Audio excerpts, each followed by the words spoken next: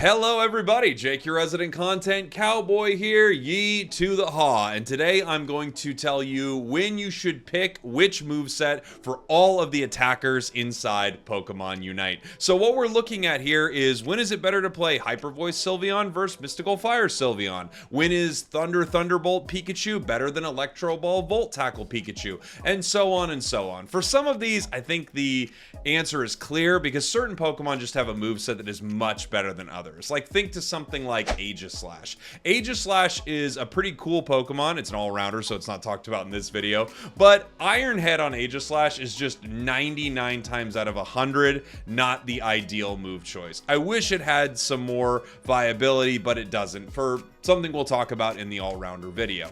So some Pokemon will fall into that category, but a lot of Pokemon have really great options between their two builds, especially if you know what's on the enemy team or what is on your team. So that's what we're talking about here today. Come along with me as we take a look at all of the attackers inside Pokemon Unite. We got it twice.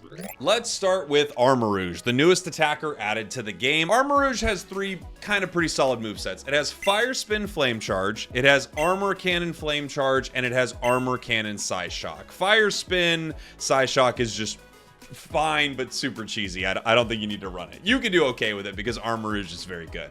So the question is, when would you pick which build? Now, I think a lot of this is going to be dependent on the enemy team, of course, and a lot of it's going to be dependent on your team. Sometimes with Armarouge, running the Fire Spin Flame Charge build is amazing, but you already have a lot of members of your team who want to fight like this. So imagine your team has Pokemon like Metagross and Tyranitar and things like that on it. You could contribute to sort of this death ball environment by jumping into the fight with Fire Spin Flame Charge, but you probably provide a lot more value to your team playing at range. Now, if your team already has multiple Pokemon playing at range, your team has Gardevoir and Decidueye on it, then I would say without question, this is a time I want to be playing Fire Spin Flame Charge. Now, your second move is going to depend on the enemy team, I think, a little bit more than your own team.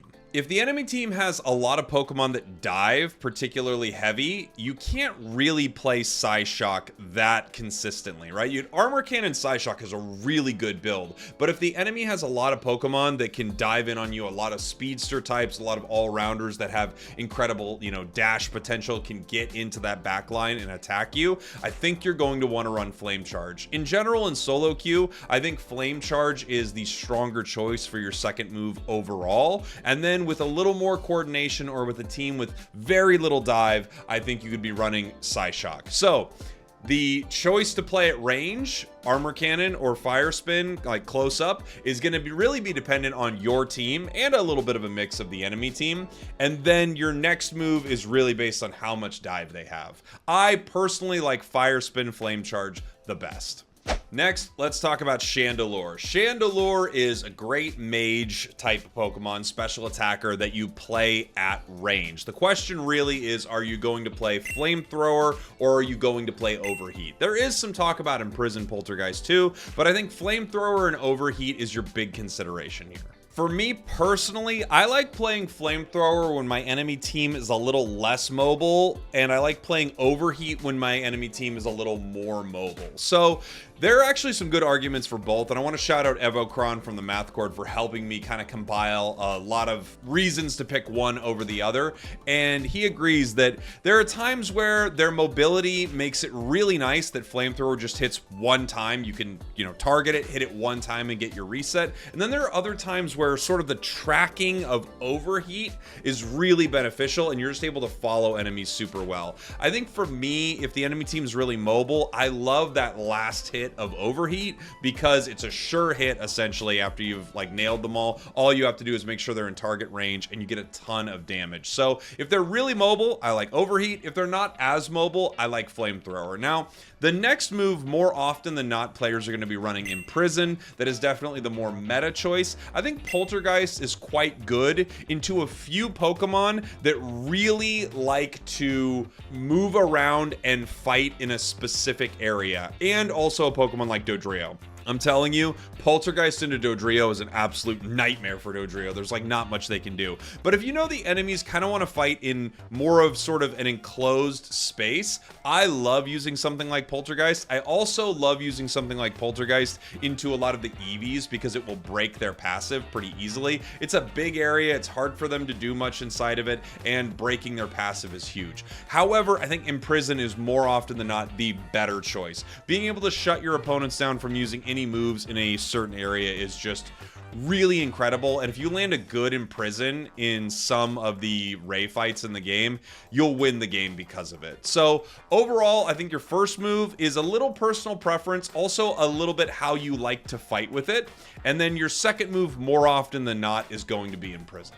Next, we'll talk about Cinderace. Cinderace has what I would say is its meta build being Blaze Kick and Flame Charge. I don't think you're going to get away from that as its meta choice. I think Pyro Ball and Feint or Pyro Ball Flame Charge are both really fun moves. I personally like playing Pyro Ball more than I like playing Blaze Kick. The consideration for me, if I were to decide which one I want to play outside of just personal preference, I think Pyro Ball is really fun.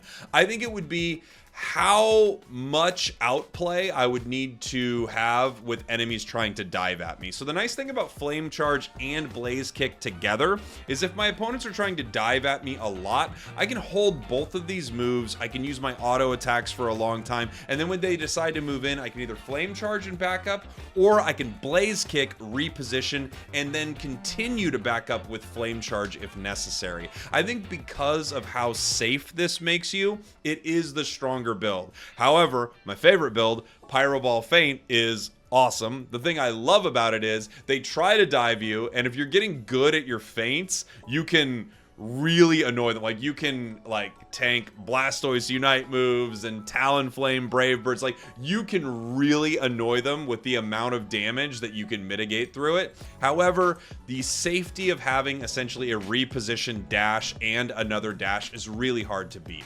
Pyro Ball Flame Charge is also pretty cool. The nice thing about Pyro Ball is it will help reset the cooldown of your second move. So you can Flame Charge Pyro Ball. If you hit something, the cooldown is lowered considerably of Flame Charge. That being said, I still think the best bet for Cinderace is going to be that standard meta pick, simply because so many things are going to want to dive in and KO you, and they have to, right? If they don't, you'll just rip apart the enemy team or an objective. Now, a reason that you may pick Pyro Ball is the enemy team has very little dive. They're not going to jump in at you, and you want to have great secure and a huge burst of damage. If the enemy wants to fight like that, I think Pyro Ball is maybe the call. Also, I just like it. So there you go, Cinderace. Our next Pokemon is Cramorant, and the big consideration really is to play this as sort of Mage Cram or Dive Cram, right? Dive Cram is a really interesting build. It's one of the higher skill builds in the game. It's kind of a weird harasser skirmisher that does pretty good burst damage and also is extremely difficult to shut down. Mage Cram is much more basic, a lot more like some of the other mages you see in the game. Thunder, Thunderbolt, Pika, stuff like that comes to mind. Mage Cram is nice. You know, you have multiple instances of crowd control. You have the multiple hits of Surf. You have Hurricane, which is pretty cool. In general, the meta build is Dive, and the reason for that is, ironically, your opponents will try to dive in and KO you. Anytime you're a squishy mage and you have no mobility, it's going to be difficult if your opponents are good at making their way to that back line, because there isn't a lot you can do once your opponents get near you. Now, I think there's a big question as to whether or not you're playing Hurricane or you're playing Air Slash with Dive. Ever since the buffs to Hurricane, Dive Hurricane has become the more meta build, and there's a good reason for it. There's a nice moment where you can knock your opponents up with Hurricane, set up big plays for your team while still playing at extreme range with Dive and doing crazy good damage. So you have all the mobility of the Dive build. You have a little less burst that you have with Air Slash, but you've still got enough mobility to get out of bad situations, and now you also have this huge setup move. I think the meta is leaning towards Dive Hurricane, but Dive Air Slash is still quite powerful, especially with the extra reposition and the plus version of this move that gives you, some nice HP recovery. But I would say if you're playing Dive Hurricane's probably the best bet right now. And then the Mage build, I think Surf Hurricane is a necessity. Overall, Dive Cramorant is the stronger choice in almost all comps that you're going to fight. There are a few where your team has no range damage, you need a mage. Cram can fill that role decently well, but in general, Cram is a dive Pokemon. Decidueye. Decidueye is almost always Spirit Shackle. Spirit Shackle is insanely good. You play at massive range, you do huge damage, you have secure. There's so many reasons you would want to pick Spirit Shackle over Razor Leaf. I know I'm not going to convince people who want to play Razor Leaf to change their mind, but it's just the truth. Spirit Shackle is so much better than Razor Leaf. There are some situations where you would want to pick Razor Leaf, and there are some situations where you would want to make a decision on your second move.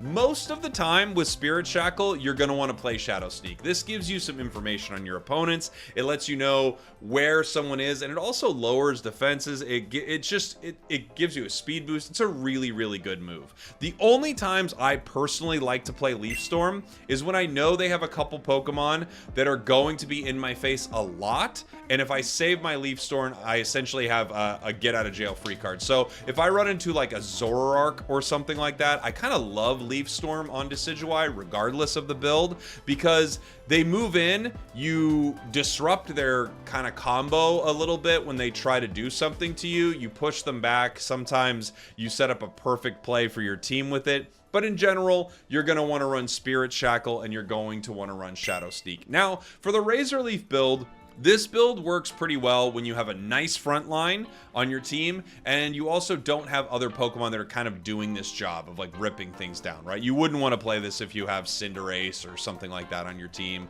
But if you do have a nice front line, you can set up some moments that are really fun with this build.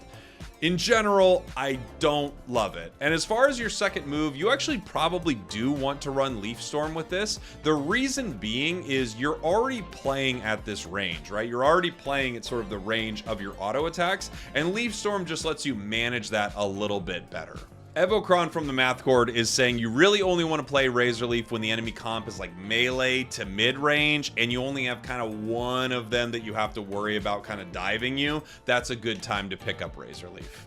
Next is Delphox. Delphox, I would say 9 times out of 10 should probably be playing Fire Spin right now. It's just so incredibly good. However, if your team needs a stronger carry Pokemon, then I think Mystical Fire Flame Charge is still a really, really good build.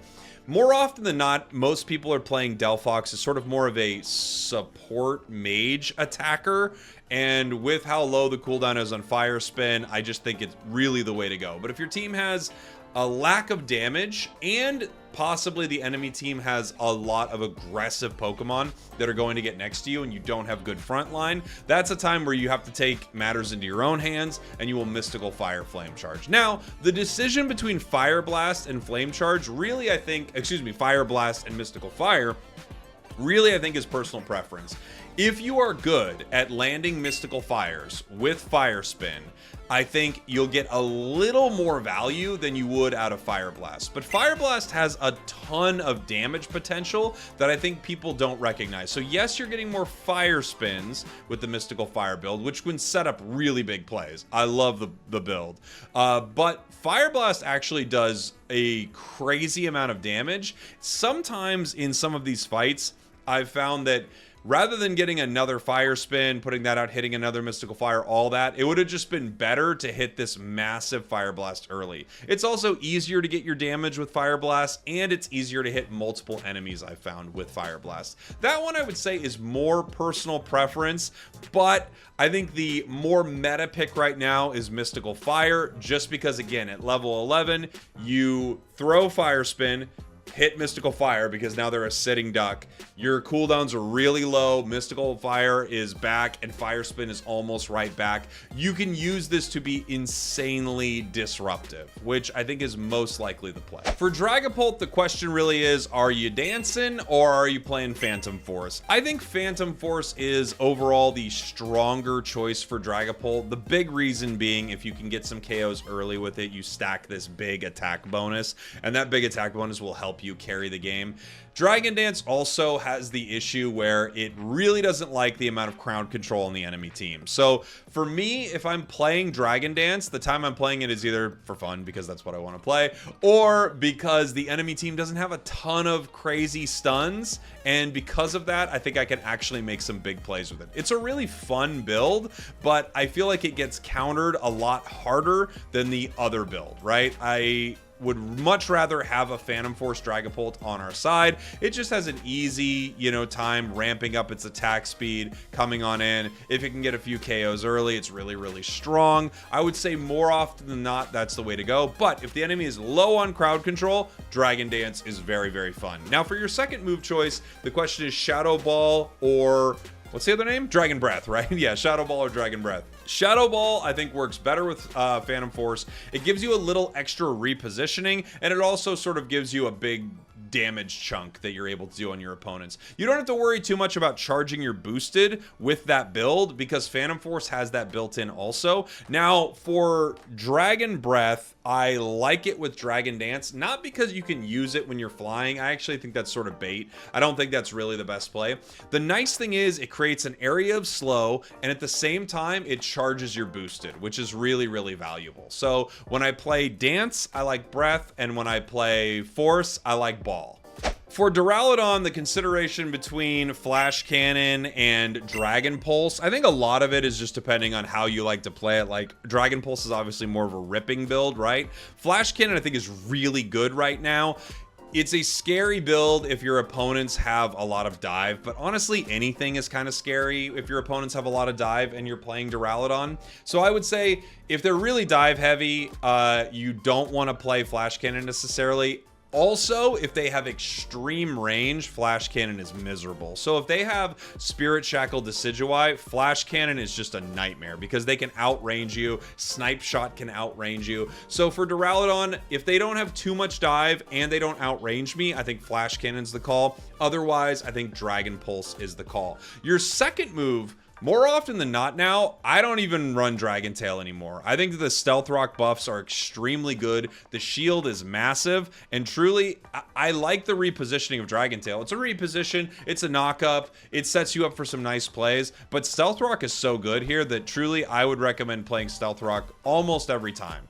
Yes, you could play Dragon Tail, but Stealth Rock Duraludon, give it a try. It's so good. That shield that it gives you is massive. The stun is huge. Yeah. For Espeon, Stored Power Psybeam is definitely the meta. It's probably the strongest choice. Even if the enemies aren't really that aggressive towards you, it sets up so many big plays. It gives you move speed. It's a sure hit. Psybeam will help you with the secure you need, while Stored Power will do a lot of damage. I think in general, this is the call. There are times where it's really fun to play Psyshock Psybeam. The thing I like about Psyshock is it still has great stun at incredible range, and you combo that with Psybeam, it's really nice. If your opponents have very little dive, and if your team wants to play a lot, you know, out front, and you can kind of hang back and set up big plays for them, I think Psyshock Psybeam still has a lot of value. In general, you're just so self-sufficient running Stored Power that it's kind of hard to recommend something else. And now we have the question as to whether you'd run Future Sight or Psybeam.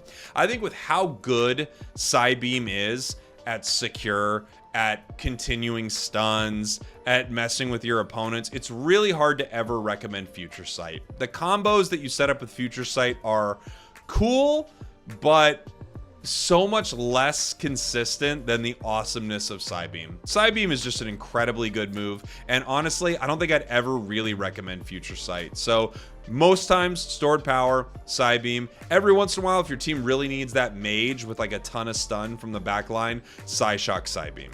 For me with Gardevoir, I think Psyshock and Psychic just feel like the most meta option for this Pokemon. Future Sight is cool, but Future Sight is just not as consistent, especially when it comes to your Unite move. So I love playing Future Sight. The resets are extremely fun. If your opponents don't have an incredible amount of mobility and you know you can just land like Future Sight over and over again on their Slowbro and stuff, it's a really fun build. But the thing I've noticed with Gardevoir is your Unite move and Psyshock combination is so good that Future Sight, I feel like, doesn't reset fast enough to really keep up. So I think meta-wise, Psyshock is probably always the choice, even though Future Sight's quite cool. And then your second move, Psychic. The really nice thing about Psychic is it's going to reduce target special defense, which is huge for you, right? I mean, you could set up a huge combo. If you can catch them with a Psychic into your Unite move, like, wow, what insane damage. The reason I would play Moonblast is if my opponents are trying to shut me down a lot and they have a lot of dive, because the stun on Moonblast is actually really good, really intense. The time I would play it is definitely if they are trying to close that gap a lot. If the enemies are playing at good range and you're playing at good range, I can't think of a reason I'd really want Moonblast. I think I want Psychic every time there. In general, Psyshock Psychic is the way to go. Now, Glaceon is an interesting one. So Glaceon has a few things that you need to consider. One, how mobile are your enemies? Like, if your enemies are really, really mobile, Icicle Spear is actually just so incredibly cruel. Its ability to sure hit and then follow it everywhere is really gross. It's also very powerful if your enemies are sort of, many of them kind of bunch up a lot, because they've got this crazy good burst damage. If your enemies are like really spread out and they play at extreme range, they don't have a lot of mobility, I think Icy Wind is a better option. Also, if your enemies don't have crazy good mobility, Freeze Dry is a little easier to hit. You can combo Freeze Dry off wild Pokemon and things like that. But if your opponents are really mobile and they're kind of in your face, dashing in and out, it's a little difficult to land your Freeze Dries effectively. The nice thing with Icy Wind is it has some really nice repositioning with its dash, but you actually have decent repositioning as well with Ice Shard. I would say most players are going to get value out of Icicle Spear and Ice Shard more than they'll get value out of Icy Wind and Freeze Dry. Not only because of the team comps you run into more, but also because of how difficult it is to play Freeze Dry Icy Wind in comparison. I'm not saying it's the most difficult build, but juggling those spears, landing your Freeze Dries, it is so much more complex. Most of the time, I would recommend Icicle Spear. The times I probably wouldn't is when your team already has sort of good rip potential. They can take objectives down pretty well, but they have no good secure. Icy Wind secure is very, very strong, and it's very strong for securing KOs as well in a lot of fights. It plays at really good range, and I think it's doing a shocking amount of damage. I'd play it when your team needs some good secure. I would play Icicle Spear most often. I think it's just an easier build to get value from. For Greninja, the real question is Water Shuriken or Surf. My personal preference is Water Shuriken, has been for a long time, even though for the longest time Surf has been better. Right now, I think Water Shuriken is quite good. I don't think either build is bad. Surf gives you an extra dash and the ability to reset with Surf. I think there's a moment with Surf that, of course, you don't get with Water Shuriken that can be very powerful and lead to some really impressive team wipes. And that's probably the reason a lot of players play Surf, is because there are times where you will penta the enemy team a lot easier with Surf. That being said, Water Shuriken still works pretty well for this. The thing about Water Shuriken is when your opponents want to kind of play sort of mid-range and they have some stun, I love Water Shuriken. When your opponents don't have a lot of stun on their side, Surf is just crazy good. Like, if they're a squishy team, Surf is disgusting, because you will just cruise through the enemy team, picking up resets with Surf. Even if you don't get it, you're boosted, or your next auto right next to them will pick up the KO. So the squishier they are and the less they're going to try to shut you down, Surf has more value. And then the kind of bulkier they are and how they want to play it kind of medium range, I think Water Shuriken has more value. Your second move oftentimes with Shuriken is going to be Double Team, and then oftentimes with Surf is going to be Smokescreen. The thing I like about Smokescreen for Surf is you get kind of that damage boost on the plus version of it, and that will help set up your resets. It also puts you in good position to get some sneaky secures. And then Double Team with Water Shuriken, not only is it annoying, it creates a bunch of these clones that are throwing shurikens, which is quite fun. Double Team also is just really nice for all of the moves that want to target a specific Pokemon, right? So I think you play a little more like a speedster with Smokescreen Surf, and you kind of play more like an attacker with Water Shuriken Double Team. For Inteleon, the big question, Snipe Shot or Liquidation? For the longest time, it was Liquidation, and then they nerfed it, and then for the longest time, it was Snipe Shot, and now they have buffed Liquidation. So I think we're back into a realm where there is a bit of a conversation to be had for Inteleon. If your opponents have a lot of mobility, Liquidation is cruel, right? If your opponents don't have a lot of mobility, Snipe Shot is going to be the better call. I think that's kind of the basics of it. Also, if you're bad with Snipe Shot, then play Liquidation. And I think a lot of players for the longest time played Liquidation for that reason. Your second move choice, Fell Stinger or Acrobatics. For Snipe Shot, I think Fell Stinger is just the way to go. There are a few cases where I'd run Acrobatics, like maybe if I knew I was going to be like jumping over Crustle Walls a lot or something like that. But in general, the extreme amount of range that you're able to, you know, put yourself at with Fell Stinger is great for Snipe Shot, I feel like. Liquidation also works well with Fell Stinger. However, Acrobatics lowers the cooldown of Liquidation. So I think oftentimes if you're running Liquidation, you run Acrobatics. If you're running Snipe Shot, you run Fell Stinger. I would like to play Acrobatics more when I know that I'm going to be near my opponents more and I'm going to need to kind of like bounce off their heads. And I would want to play Fell Stinger more when I knew that I could play at extreme range. I like Fell Stinger more personally, just as a second move for either build, but Acrobatics with the Liquidation cooldown combo that it provides, it's hard to ignore that value, right? In general, Snipe Shot's a little more powerful, but it does make you a sitting duck, so you're gonna have to see. If your enemies are really mobile, especially if they're things like Zoroark, Dodrio, things like that, Liquidation is just so incredibly cruel because you just need to be around them for a second and all of a sudden they're taking an absurd amount of damage. Now we have to talk about Mew, and we kind of don't have to talk about Mew. You just need to learn to play Mew. I mean, there are lots of considerations as to which moves to be playing. It seems like Electro Ball is the start for Mew with Light Screen, but there are so many cool combos you can make with Mew. I think Solar Beam, once you get the plus version, is a really, really strong move. Surf Coaching is a kind of a cool combination. In general, the note for Mew is just like, you gotta be good with this. You're gonna need to play it a lot. I can't really tell you which moves to go with, except early, it's probably Electro Ball because your secures are a lot easier.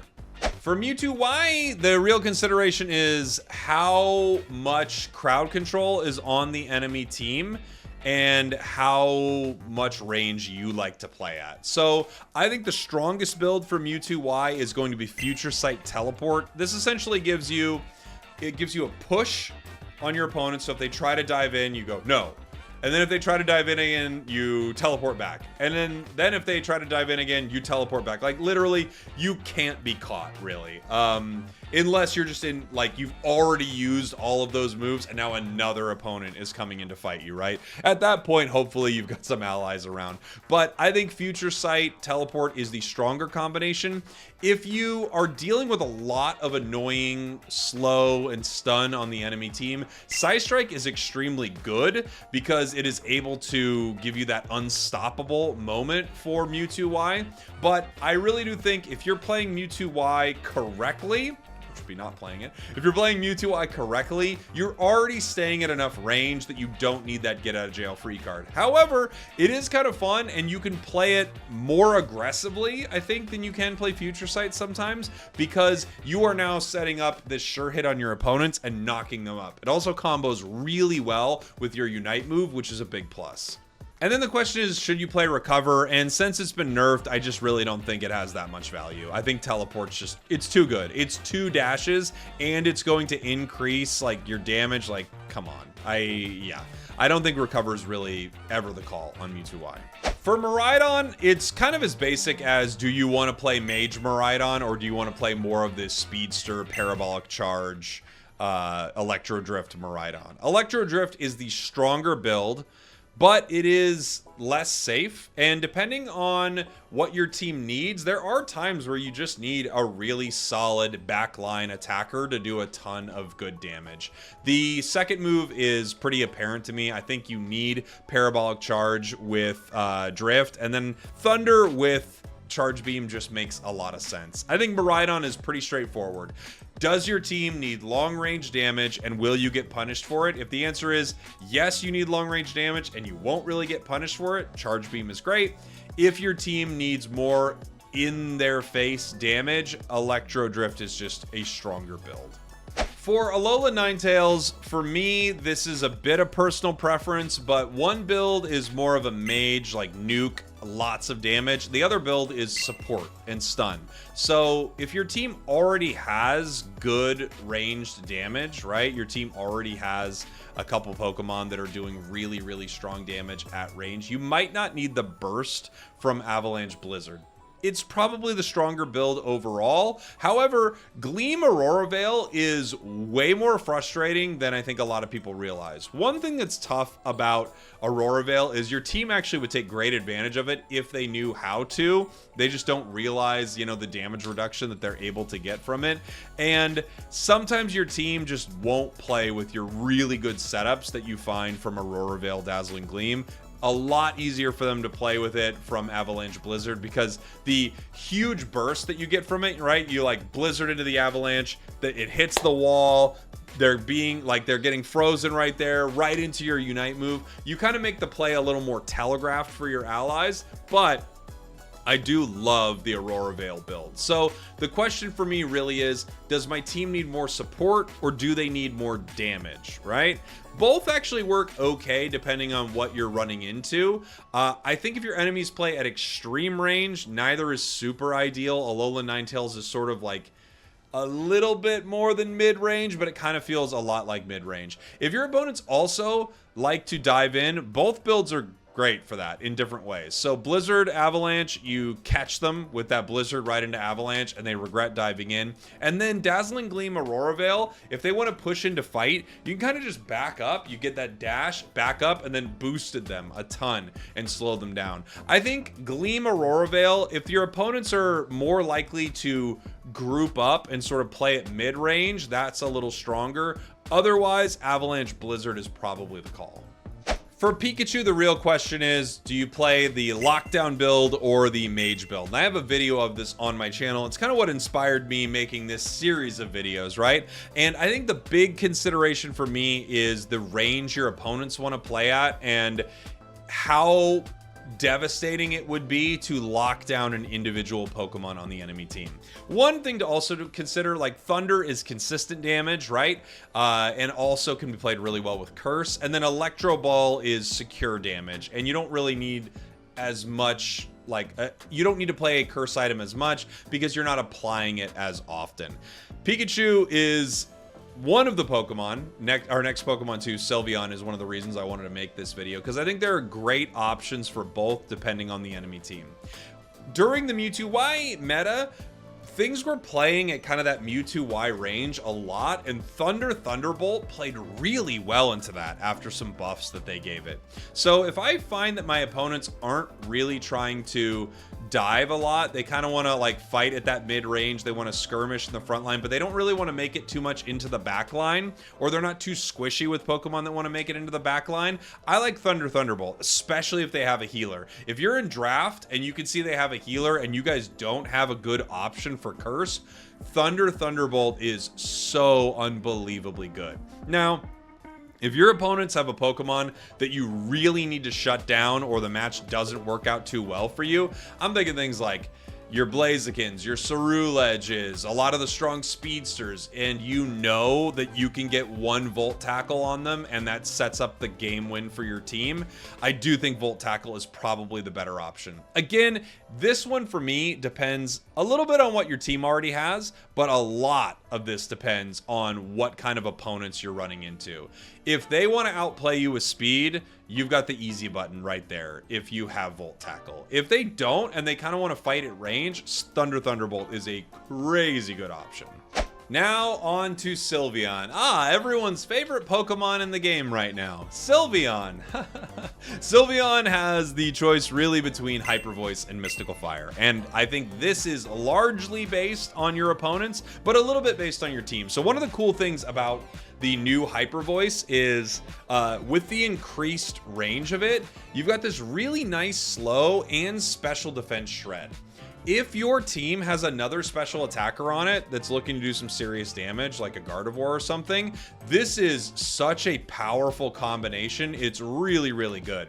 However, there are times that your opponents just play at a very frustrating range for Hyper Voice Sylveon, or they play at sort of this very frustrating dashing situation where they are constantly able to outmaneuver your Hyper Voice. This is less relevant now that Hyper Voice is bigger, but if you even put down this huge cone for Hyper Voice and your enemies are able to get around you, I'm thinking things like Volt Switch Zeraora, Lucario, Zoroark. These are all great examples of Pokemon that just kind of outplay this move, and the second you cast it, you immediately regret putting it there. Those are times where I wouldn't really want to run Hyper Voice, and I'd much rather run Mystical Fire. There are also some Pokemon that are annoying to play into with Hyper Voice. So let's say you're playing into your opponent's Alolan Ninetales. The time where you're close to them is perfect timing for them to Blizzard Avalanche you. Like, you get close enough just to get caught by their move. And there are some other examples of this as well. Things that you just don't want to be that close to that set up big plays for your opponents. Wood Hammer Trevenant is a great example of this. Coming from Evocron, he is saying that Barrier Mime is also a really frustrating one for Hyper Voice Sylveon. Future Sight Moonblast Gardevoir as well, and Glaceon just because it plays kind of at the perfect range to be right outside of what Sylveon is trying to do. Now, a lot of those Pokemon, however, are countered pretty well by Mystical Fire. The thing about Mystical Fire is it does crazy good damage. It gives you dashes on a really low cooldown. With Draining Kiss, you have crazy amounts of sustain, and you are just a really, really annoying Pokemon. It's like the mosquito that you just can't swat away. It's not as often going to be the Pokemon that picks up the big KOs. In fact, both builds aren't really set up for being the crazy carry, but they are doing such consistent damage, being so annoying, staying in the fight for so long that by the end of the match, they may not have the most KOs, but they often have the most damage, like tons of damage taken, tons of recovery. So if my opponents are playing sort of those annoying Pokemon to sort of fight because of what they can do at their range, or they have a ton of dashes, then I think Mystical Fire is the better call, right? If they can reposition behind you. However, if you've got some good special attack on your side, or they're just not that mobile of an enemy team, I think Hyper Voice is crazy, crazy good. And then, as far as like the second move is concerned, I don't really think you should be playing a mix of them too often. I think Hyper Voice pairs great with Calm Mind. It gives you a little extra move speed. It also has that really nice ability once it gets its plus move to tank an entire hit of damage. And then for Mystical Fire, just with how often you're kind of weaving in combat, it's good to have something that can restore your health as well, while also doing some nice damage and slowing your opponents.